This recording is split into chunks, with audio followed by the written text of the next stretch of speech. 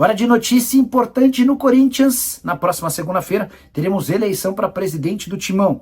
E seja qual for o resultado, com vitória de Osmar Stabile, que é o atual presidente, com vitória de Roque Cittadini, que é opositor, ou de André Castro, que surge como uma terceira via, independentemente do vencedor, é muito natural que Fabinho Soldado seja demitido. O atual diretor executivo de futebol é visto pelos 3 candidatos como alguém extremamente ligado a Augusto Melo. Havia sido o presidente empichado quem contratou o Fabinho Soldado na temporada passada e deu ao dirigente enormes poderes na condução do departamento de futebol. Pude ouvir de pessoas ligadas a essas 3 campanhas que o Fabinho também incomoda pelo contrato que amarrou em relação ao Memphis Depay, que custa 6 milhões de reais por mês ao Timão, pela forma como ele gere o grupo, dando muita liberdade e aceitando uma série de pequenos atos de indisciplina dos jogadores, isso sem falar em contratações feitas ao longo desse 1 ano e meio. Dessa maneira, Fabinho Soldado precisaria de uma enorme reviravolta para escapar da demissão. Não acho que ele será demitido ou dispensado na terça-feira, dia seguinte à eleição. Mas, no primeiro momento de instabilidade, você pode ter certeza que Fabinho Soldado será dispensado, seja ele qual for o novo presidente. Fabinho Soldado, que enquanto dirigente do Flamengo tinha papel de pouquíssimo destaque. Ele era só o 4º homem do departamento de futebol, chega ao Corinthians com enormes poderes para ser o manda-chuva. Só para completar sobre o Timão, registrar que Martínez, volante venezuelano, passou nessa quarta-feira por uma cirurgia na mão, período de recuperação. Nessa quinta-feira ele tem alta, a partir de domingo ele pode começar a fazer trabalhos físicos. Na teoria precisaria de 1 mês de recuperação. O Corinthians vai tentar antecipar essa projeção para ter o Martínez nos jogos decisivos contra o Atlético Paranaense, pelo menos na partida de volta. Sequência de jogos do Timão extremamente complicada. Vasco fora de casa, Campeonato Brasileiro. Atlético Paranaense fora de casa, jogo de ida da Copa do Brasil. No intervalo entre o jogo de ida e da volta tem um confronto no Campeonato Brasileiro contra o Palmeiras. Só para arrematar em relação ao Timão, a Nike já antecipou 25 milhões de reais da renovação do contrato para o fornecimento de material esportivo. Essa grana já foi toda utilizada com despesas mensais. No dia 31 de agosto, a Nike promete mais 25 milhões de reais que vão ajudar certamente no pagamento do transferban ligado ao Santos Laguna. Hora de falar sobre Duílio Monteiro Alves, um dos piores, se não o pior presidente da história do Corinthians. Ele voltou à mídia, tudo por causa de uma investigação do Ministério Público de São Paulo, que suspeita que o Corinthians, da gestão do Duílio, manteve relação com uma empresa de fachada. Esse episódio aconteceu entre 18 e 31 de outubro de 2023 e envolve um supermercado, um mini mercado chamado Oliveira. Só para vocês entenderem, durante esse período de 18 a 31 de outubro de 2023, esse mercado emitiu 7 notas fiscais para o Corinthians que totalizaram R$ 32.580. Depoimentos colhidos na semana passada pelo Ministério Público reforçaram as suspeitas do MP. O promotor do caso ouviu o atual dono do mercado e um ex-proprietário. Ambos afirmaram que forneceram marmitas e confirmaram a autenticidade das 7 notas, mas não souberam dizer como chegaram até o Corinthians, nem com quem eles negociavam. E de lembrar que o Duílio Monteiro Alves justificou a falta de títulos do Corinthians durante a sua gestão, porque ele estava colocando as finanças em ordem. Depois a gente descobriu o verdadeiro caos em que o Timão se meteu. Dá para dizer que o Duílio vai de mal a pior. Só para completar sobre o Corinthians, contar que José Martínez deve precisar de 1 mês para voltar a jogar pelo Timão. Ele passou, ou está passando por uma cirurgia por conta de uma fratura na mão. A saideira a respeito do Corinthians, o Timão vai ficar com 638 mil reais da venda de João Vitor, zagueiro formado no clube, para o CSKA. Ele pertencia ao Vasco da Gama. Essa quarta, você aceita prorrogar esse pagamento e discutir um parcelamento da dívida? Memphis Depay ficou de pensar e pediu para que seu representante entre em contato com o Corinthians para discutir essa questão. Só para você entender a que se devem esses 11 milhões de reais. O primeiro ano de contrato do Memphis com o Corinthians terminou no dia 30 de julho, tá?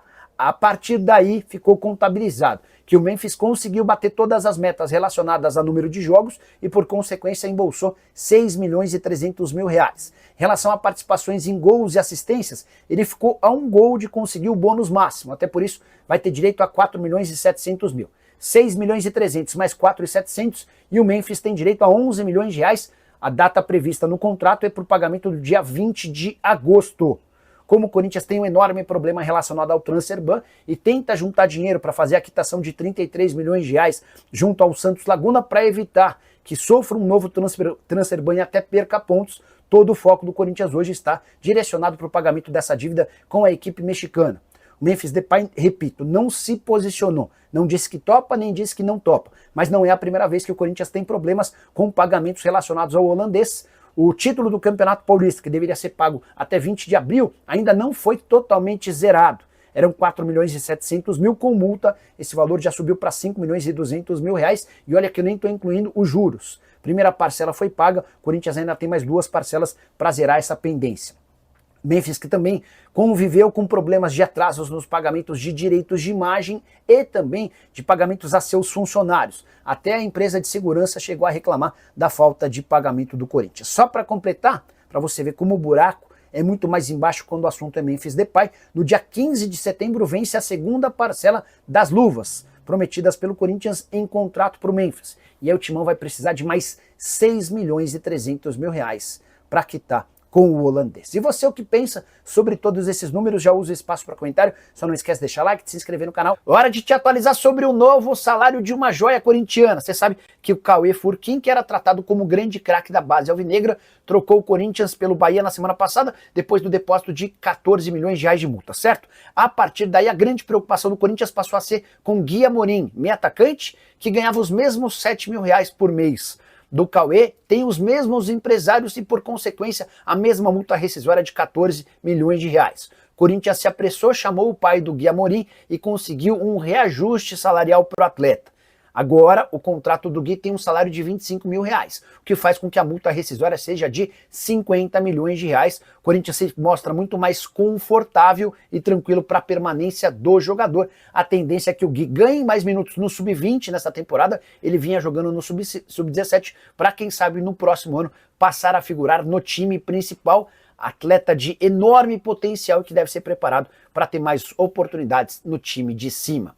Bora falar agora sobre uma boa oportunidade de mercado para clubes brasileiros que precisam de zagueiro. Luizão, 23 anos de idade, revelado no São Paulo e contratado na sequência pelo West Ham, acaba de rescindir seu contrato com um clube inglês. Ou seja, está livre para fechar com quem bem entender. Ele já havia, antes mesmo dessa rescisão, sido consultado por clubes brasileiros. O Santos foi um dos interessados no Luizão. Mas há também ofertas do futebol europeu e essa definição deve acontecer nos próximos dias. Luizão, que não conseguiu jogar com a camisa do West Ham, ele formava dupla de zaga no São Paulo com o Beraldo, saiu antes de se tornar uma peça importante do time profissional, até por isso chegou sem grande destaque no West Ham. Foi mais utilizado no Sub-20, chegou a ser emprestado para uma equipe da Polônia, onde também não foi bem. Se você tem alguma opinião formada sobre o Luizão e gostaria dele no seu time do coração, já usa o espaço para comentário e registra o que você pensa. Combinado? Hora de falar sobre o Corinthians e a bruxa anda solta no Parque São Jorge. Depois de Memphis Depay, Carrilho e Yuri Alberto, mais uma lesão de titular. No treino dessa terça-feira, o José Martínez, venezuelano, meio-campista do Corinthians, sofreu uma fratura na mão esquerda e vai precisar passar por cirurgia para correção do quarto metacarpo da mão esquerda. O tempo de recuperação não foi divulgado pelo Corinthians. Estou tentando mais informações com representantes do atleta para contar para vocês. A tendência é que o Martínez não tenha condição de jogo contra o Vasco no final de semana, Campeonato Brasileiro, e ele passou a ser dúvida para o jogo contra o Atlético Paranaense na próxima quarta-feira, a Copa do Brasil, partida de ida das quartas de final da Copa do Brasil. Só para completar em relação ao Timão, Corinthians assinou um aditivo no contrato do meia Gui Amorim, destaque do Sub-17. Esse aditivo assegura um aumento salarial e também um aumento na multa rescisória, o que acaba de vez com qualquer possibilidade de o Gui seguir os passos, as trilhas, o caminho de Cauê Furquim e deixar o clube com multa rescisória baixa. Hora de falar sobre o Corinthians, que se frustrou com a falta de propostas por Breno Bidon. É óbvio que o Timão passa por enormes dificuldades financeiras, qualquer um sabe disso. E diante desse planejamento, a ideia do presidente Osmar Stabile era fazer pelo menos uma boa venda de atleta nessa janela da metade do ano, e o jogador escolhido era Breno Bidon. percepção que se tinha era de que alguém com o mercado internacional que não faria tanta falta no dia a dia do time. Acontece que o Bidon não foi alvo de propostas, nem sequer de sondagens mais fortes. E o sonho corintiano de faturar 20 milhões de euros, ou mais de 120 milhões de reais, foi completamente para o espaço. Diante desse cenário e sem a perspectiva de venda de atletas em julho e agosto, o Corinthians já começa a ter de buscar outras receitas. Antecipação com patrocinadores, novos acordos de publicidade, faturamento com receitas da Neoquímica Arena, enfim, busca-se alternativas para que o Corinthians tenha como pagar suas contas. Há uma série de problemas emergenciais, o maior deles o transfer ban de 33 milhões de reais com o Santos Laguna, que impede inclusive o Corinthians de registrar novos atletas. Nessa quarta-feira também vence aquela bolada gigante de 11 milhões de reais a que tem direito o Memphis Depay. Contei para vocês num vídeo dessa terça-feira que o Corinthians já informou ao holandês que não terá capacidade de fazer essa quitação de forma imediata. Só para completar sobre o Memphis, por conta de uma virose, ele não participou dos treinos nem dessa segunda, nem da terça-feira. Timão que também decidiu por afastar dos treinos Héctor Hernández, o centroavante espanhol fora dos planos do técnico Dorival Júnior, vai treinar em horários separados. É mais uma medida para que o Corinthians consiga se livrar rápido do Héctor Hernández. A impressão que se tem é de que o Héctor, diante desse cenário, vai buscar um clube para deixar o Timão. A saideira, Matheus Donelli, há mais de um mês afastado do restante do elenco, segue sem conseguir encontrar clubes. É outro jogador que não faz parte dos planos do técnico Dorival Júnior. Você curtiu o vídeo? Não esquece de deixar like, de se inscrever no canal. Quero te falar agora sobre os dois clubes da Série A do Campeonato Brasileiro que já abriram negociações para ter Gustavo Henrique, zagueiro do Corinthians, de graça a partir de 1º de janeiro de 2026. Fluminense e Grêmio procuraram os representantes do jogador, demonstrando a intenção de assinar um pré-contrato agora, para que o atleta chegue sem custos a partir de 1º de janeiro. Mas a tendência de que Gustavo Henrique renove seu contrato com o Corinthians na próxima semana. Já há uma reunião marcada entre os dirigentes do Timão e o representante do atleta. Importante contar que hoje o Gustavo Henrique ganha na casa dos 700 mil reais por mês e ele já fez chegar aos ouvidos dos dirigentes do Timão que querem um reajuste salarial. Essa ideia de aumentar o salário foi acertada, foi concordada, agora as partes acertam apenas a definição do valor. Vai chegar a 800 mil, fica com um pouquinho menos, um pouquinho mais. Esse debate vai constar na próxima reunião. Gustavo Henrique, que é hoje o principal zagueiro do elenco do Corinthians, e o fato de estar livre no mercado, podendo assinar um pré-contrato, é sempre algo perigoso. 16 jogos e 1 gol na temporada, gol marcado justamente na classificação do Corinthians contra o Palmeiras, outro dia no Allianz Parque, vitória super importante que assegurou o Corinthians nas quartas de final. Bora falar agora sobre Pablo Mari. Você lembra dele? Zagueiro espanhol, hoje com 31 anos de idade, foi um dos destaques do Flamengo durante a campanha de 2019. Ele e Rodrigo Caio formaram uma dupla de zaga das mais elogiadas do Brasil.